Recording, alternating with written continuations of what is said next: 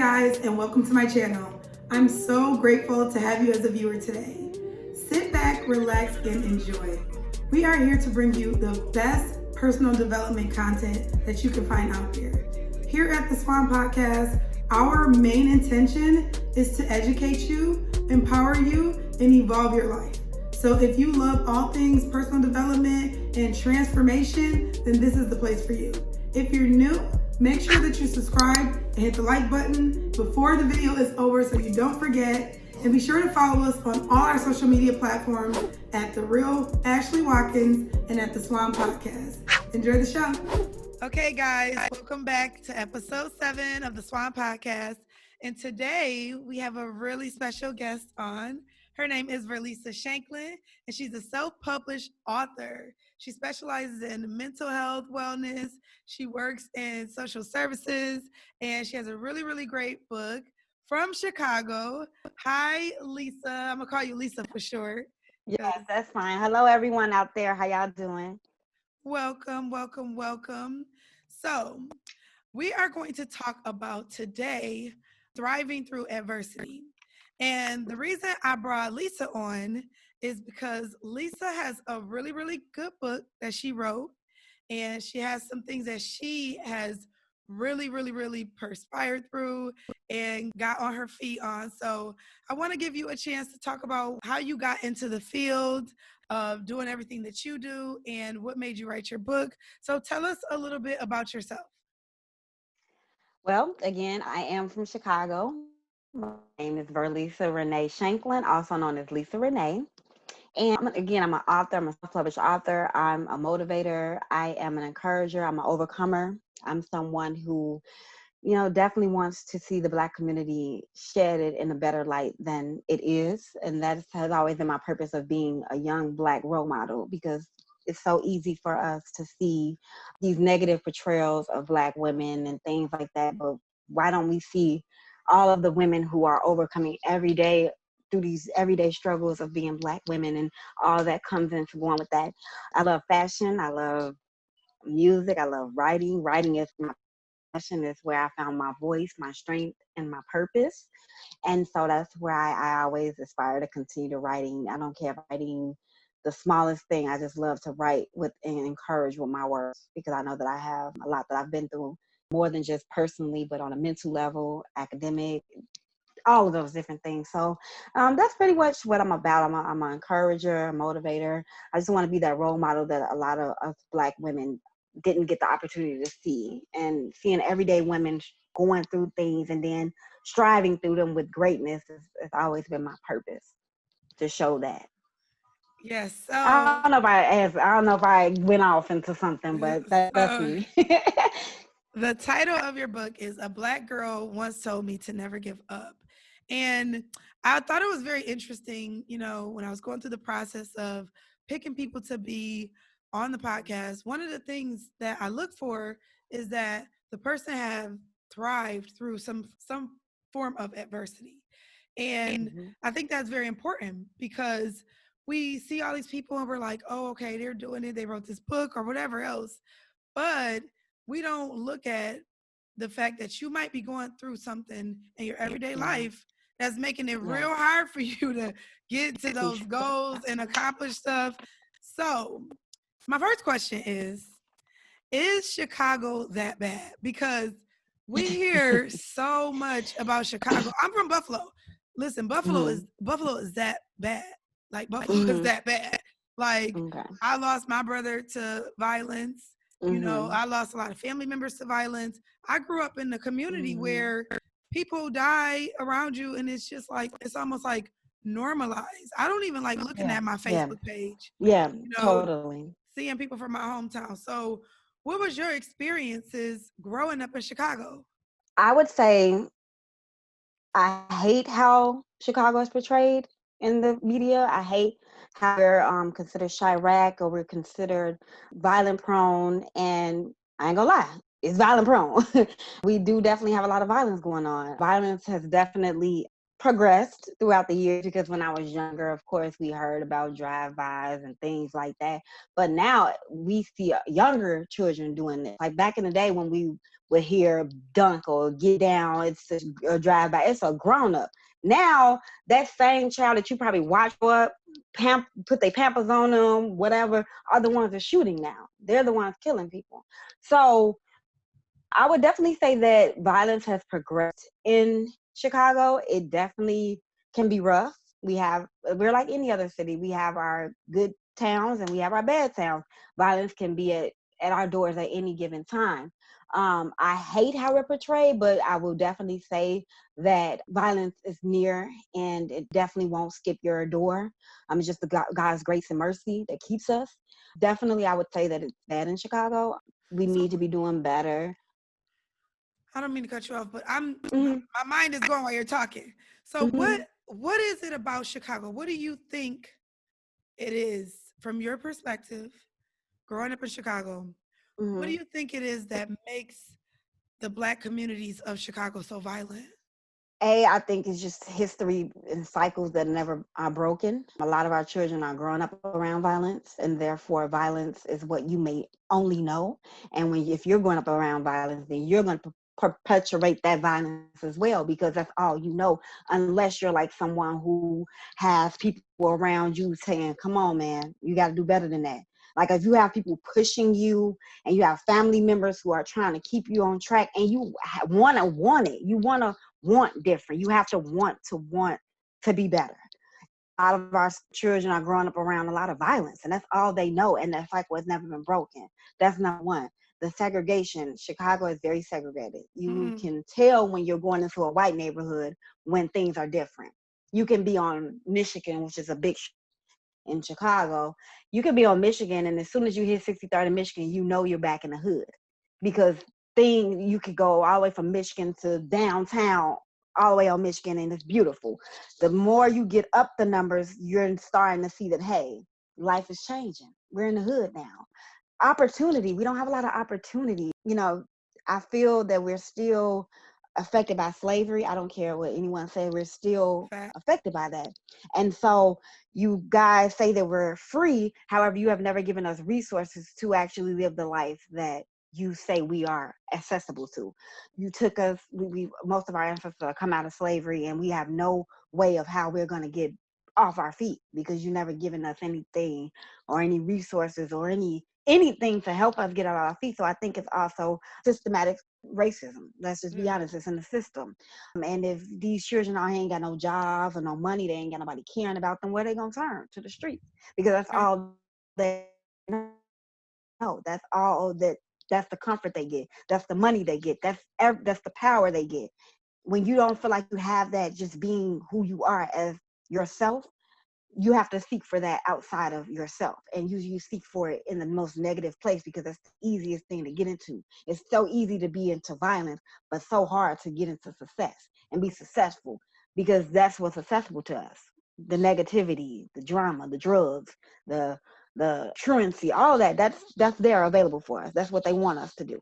And if we don't have the resources to be better than that and to be bigger than that, and to know that, first you got to know, you have to know that you're better than what you come from. Yeah, I come from the hood. I come from the hood. I'm from 69th and Damon. For God's sake, that's Inglewood. That's Inglewood.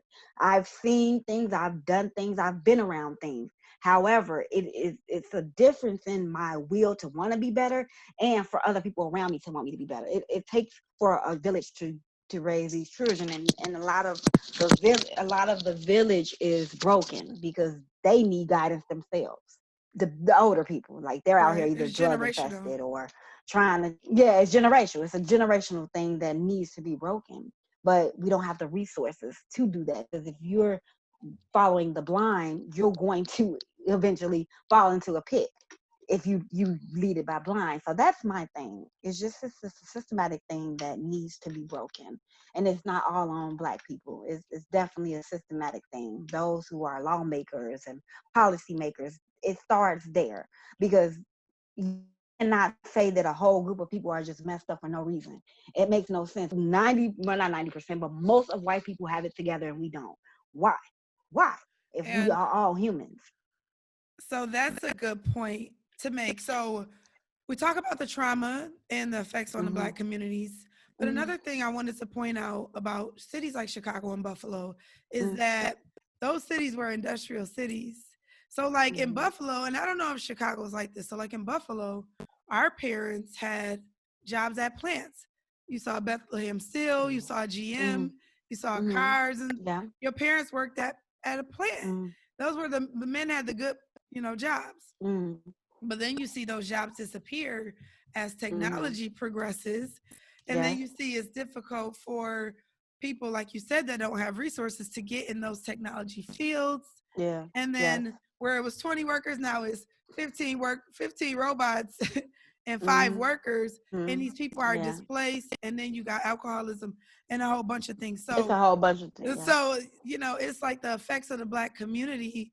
I think that Mhm. people don't see all of the pieces to the puzzle. Yes. And then that's why I ask questions like, well, what is it about Chicago? Because I think people are going, whoa, whoa, whoa. Like, oh, well, they killing each other. I see these memes where people are Mhm. like, well, we can't, y'all don't want to talk about, we can't get mad at white people for killing us until we stop killing each other. And I'm like, listen, even that is a setup from America that we are killing each Mhm. other. So it's not like Mhm. something that we're Mhm. doing on purpose. But I wanted to talk a little Mhm. bit about you went to Loyola University Chicago, Yes. and we talked about this before you came on. I went to Canisius College, which is a private, mostly Yes.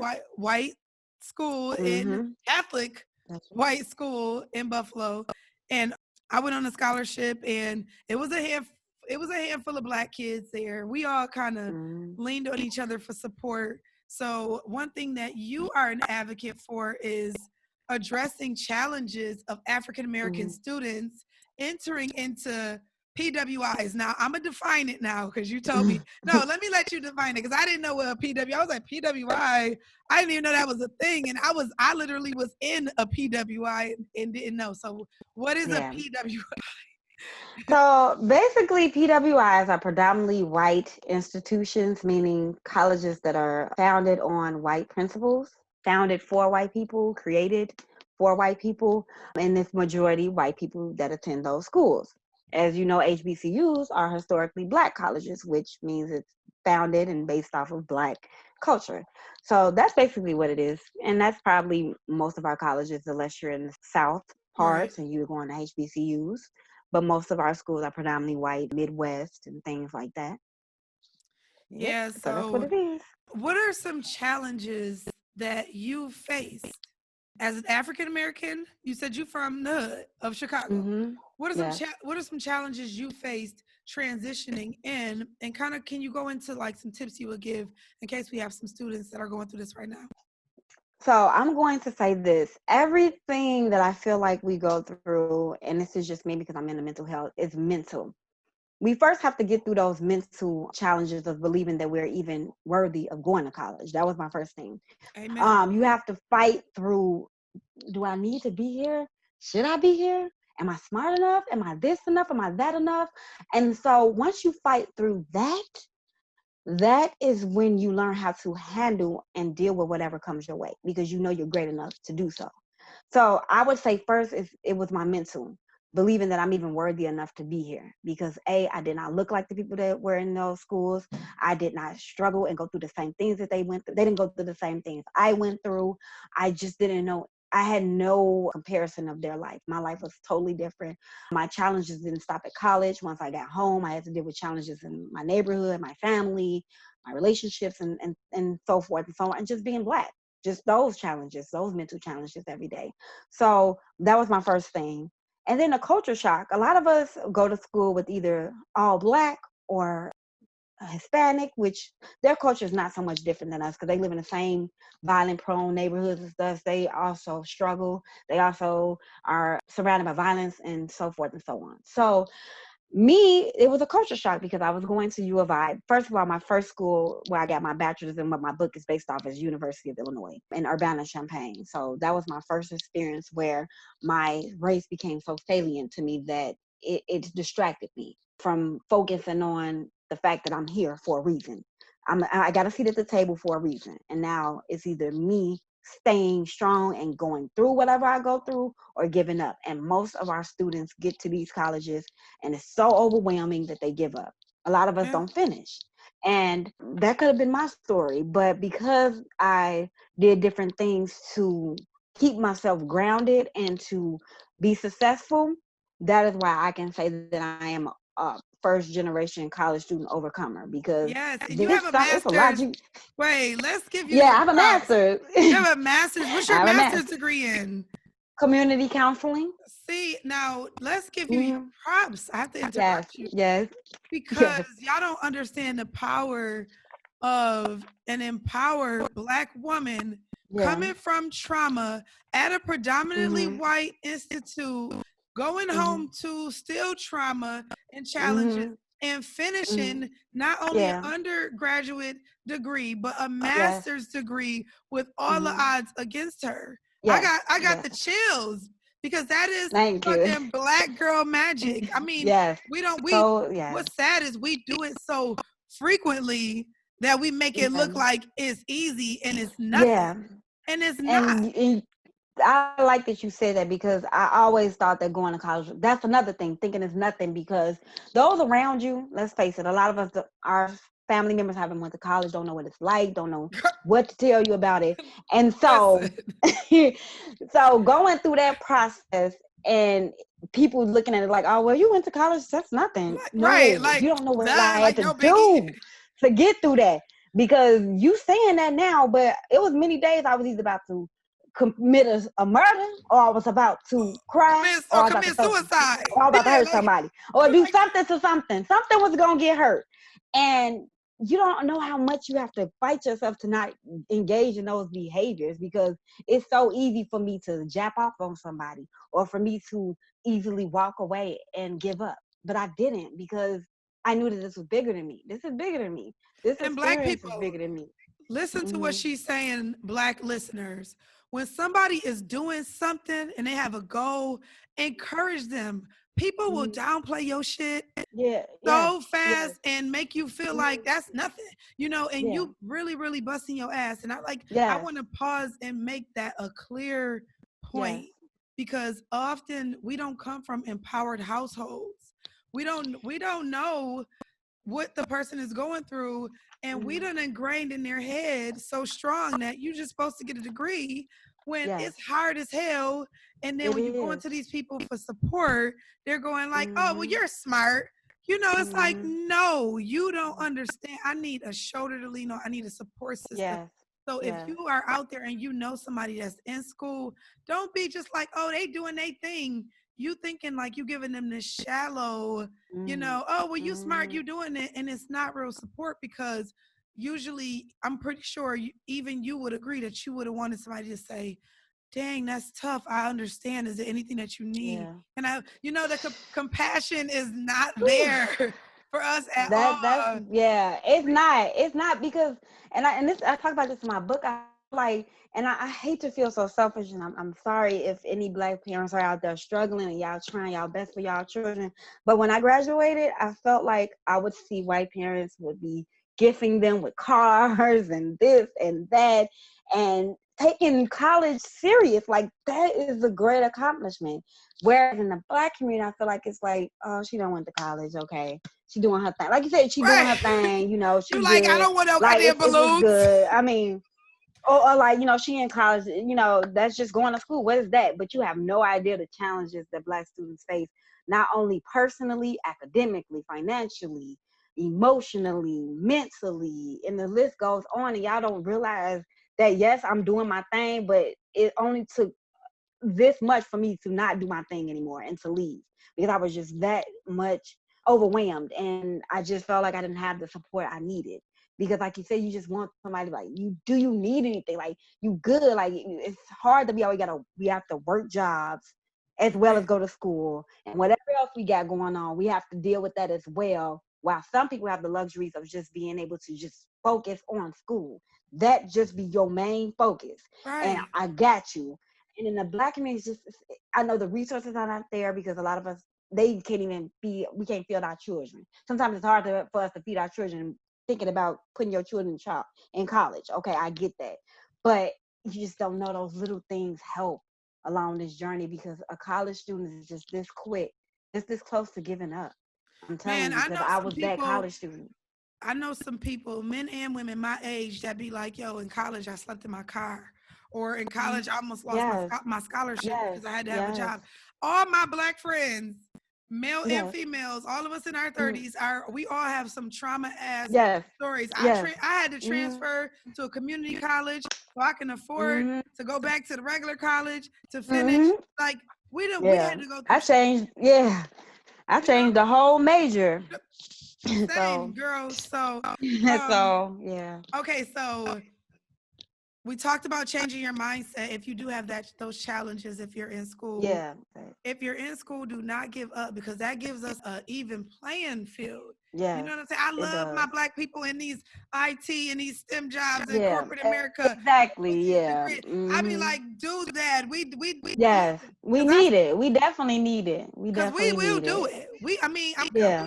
listen. We telling y'all that it's challenges, but Mm. we are more than capable. Oh, So more than capable. Yep. I want to talk about your trauma.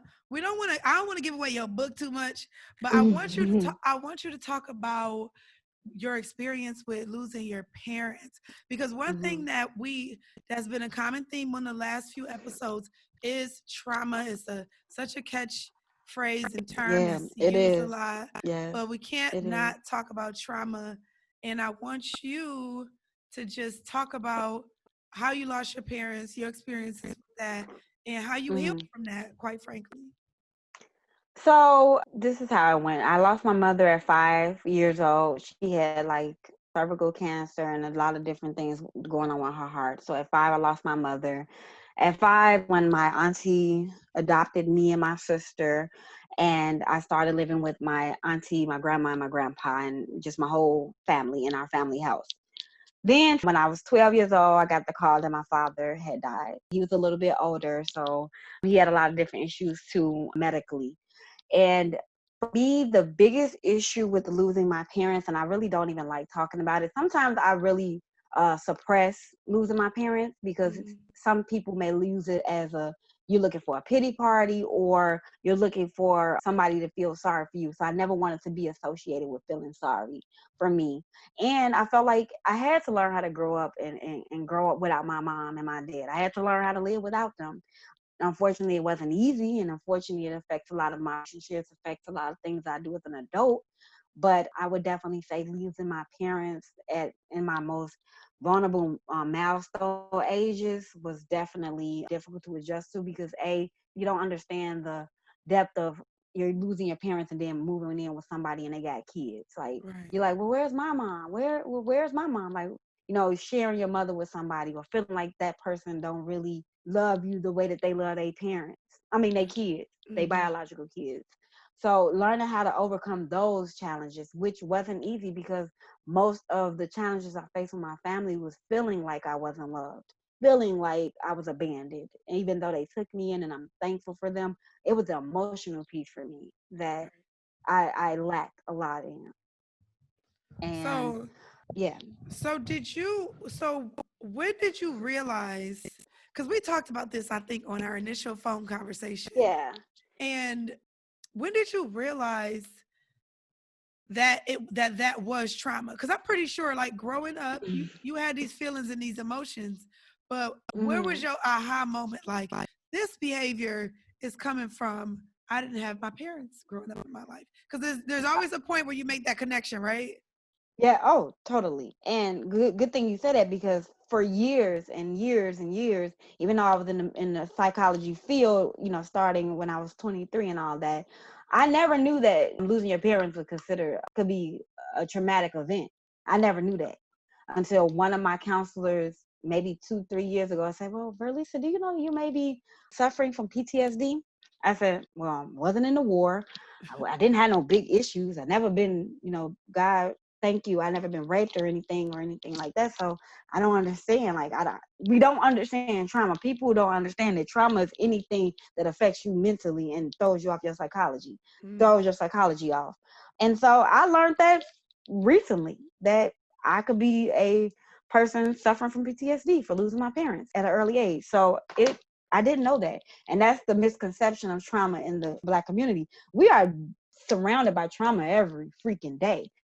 Being shot, the black on black violence, the black on white violence, all this different stuff. That's traumatic events where a child could be walking down the street and somebody can get shot right in front of them, and Right. they just keep walking like as if nothing has never happened. I can't watch shootings on TV, let alone seeing a shooting right in front of my face, or seeing somebody being beat in my home, or me being beat in my home. Those are traumatic events that people look past because they thinking that traumatic events are stuff that's huge. No, if it messes with your psychology and it throws you off your functioning, and it messes with how you survive on a daily basis, then it could be considered traumatic. Because what's So you traumatic to had you a may not be traumatic to me. so you had a therapist when you realized this, but Hmm. what were some of the symptoms that you were experiencing, like the PTSD symptoms that made you even go to therapy to begin with? Well, for me, I would say my auntie put me, which is my guardian, she put me in therapy when I was 8 years old Mhm. because unfortunately, the effects of losing my parents for some reason had me stealing when I was young, had me acting out, lying, had me being distant from my family, having me just emotionally messed up. So my auntie felt that it was best to put me in there so that I could better adjust to this big change in my life. I never understood why I stole and everything. I felt, to this day, I still feel like my past is like a barrier to me being successful, because I think about the young lady who was always stealing and this and that and doing a lot Right. So you these have different guilt things. and I think shame. of her as the back. I have guilt and shame, but it's like Right. it's a reason why you acting like that, honey. You lost your whole mom at five Hmm. years old, and then you transition into being in a whole different family lifestyle than you was when you was young. And then you're growing, and you're growing without the most important piece in your life, and that's your mother. Nobody can take a place of a mother, no matter what they do or whatever. If it's not your mom, like, it's different, especially when you lost your mom to something different. Like, you had 5 years with your mama and then she dies because she's sick. That's different than you just not meeting your mom at all. Like, somebody can come in and be your mom, even though that's still some challenges there. But it's hard, growing up in those years of your life when you need that support and emotional support to grow as a person. Yeah. Mm. So I'm happy you brought up that you went to therapy. Like I'm Yeah, I'm the I big did. I'm the big go your ass to therapy person. Yeah, no, I've been in Everybody therapy since I needs was 8. everybody Yeah. need therapy. Yeah, I don't everybody care. need that. It don't make, yeah, I'm sorry to talk over you. Yeah. You're okay, but I like what you said about trauma Hmm. being different for everyone because we actually talked about that Yeah. on our trauma episode, how Hmm. trauma is different for everybody. It It is. just depends on how you process How it you, yes, yes, emotionally. that's So true. Hmm. I wanted to swing things into your book so that you Okay. can give us the opportunity to talk about your book and Hmm. tell the audience who is this book for and what is your book about? So, of course, the book can't be for everybody. However, I think that anyone who can relate to being Black and striving to be great in the midst of adversity, this book is Hmm. for you. My college students who are either in their first year or beginning to go into that college career, this is for you. This is just for anyone who can relate to the challenges of being Black. I just chose college because, again, we don't talk about that a lot, but my same challenges didn't stop because I went to college. I still had challenges that the next person faced who didn't go to college. So if you can relate to going through something and striving through it and getting through it when people thought that you couldn't do it, or when you thought you couldn't do it, this book is for you. This book is just for anyone who, and it's mostly tailored to women, because a lot of the challenges that I faced was being a Black woman. My hair texture, my presence, just being a Black woman, and people looking at you because your body looks a different way, or your hair looks a different way. If you can relate to that, this book is for you. If you can relate to being Black and having to play by the rules of a predominantly white world, then you can relate to this book. So This book is just, I would definitely say it's more for my people who are really looking into getting into college and feeling those challenges already. This is getting you prepared to know that you're going to face some of these different things, but as long as you have the right tools, resources, and tips, you can overcome this. It's not gonna be easy, but you can get through it if you read this book and get all this real talk I got for you, because it's there. And if I'm a living, breathing testimony with a master's at two different predominantly white universities, one of those universities being a top 10 Illinois university, University of Illinois at Urbana-Champaign, then this is a testimony, and this book definitely can help you get through those things. If you're looking at me and I'm telling you what I've accomplished, there's no, and what I've been through, there's no way that you can't do it if you keep the resilience and the thing in mind that you know that this is bigger than you. This is for the next generation to see that you can do it as well. So this book is just for anyone who, again, like I said, is striving through some things to get to a great place in their life that they probably never seen until they start being great. So I love yeah. that. So, where can we find Lisa? What's the best place if somebody want to get your book, they want to follow up with you, they want to check out your story? Where do this is your plug time? Okay. So I have a website. It is Lisa Rennae speaks.weebly.com. That is my website. And then you can get me Lisa Rennae Speaks on Instagram. Lisa Rennae Speaks 01 on Instagram. I'm always on Facebook, Lisa Rennae Speaks, or Verlisa Rennae Shanklin. You can look either one of those up, and that's where I be. I be on All Instagram. right. Again, that's my website is the good way to get me though. All right. We're going to keep an eye on you and everything you have coming up. Guys, get her book. It's definitely going to help you. And it's, I'm sorry, it's out on Amazon too. It's on Oh, Amazon. okay. So A it's black called girl once told me to never give up. A Black Girl Once Told Me to Never Give Up. Find Yes. it on Amazon. And I just want to thank you so much for sharing your story, sharing some of, like you said, some of your traumas are hard to talk about. So we Hmm. definitely love you for that. And we Thank commend you. you. And I'm proud of you from Black woman to Black woman. And we want to see more things like this come from other people. So if you're listening out Yes. there, I hope Lisa's story inspired you today. And tune in for our next episode. Thanks, guys.